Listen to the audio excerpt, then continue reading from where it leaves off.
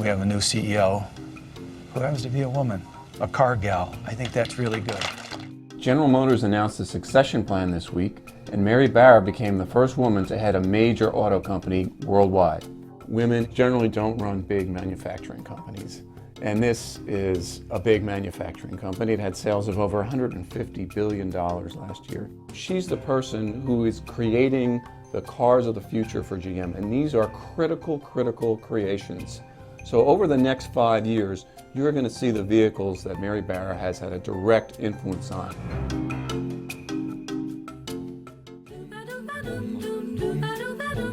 So Mary Barra is really an old-fashioned General Motors story. Her father was a die maker for the Pontiac division. Die makers were critical parts of industrial America. They were the artists. So she was a kid who learned the inside of a car, how to make a car, very early in her life.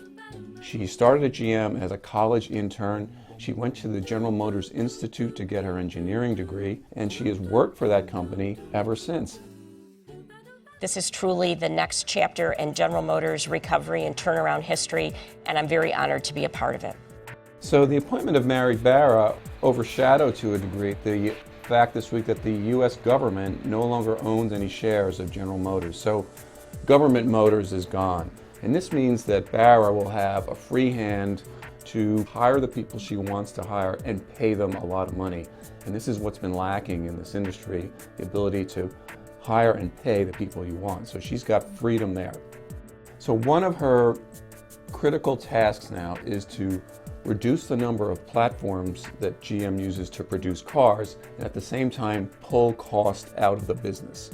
GM's operating margins are too low, but at the same time, she now has to produce much better cars than GM has been producing in the past. They have to produce cars that wow people.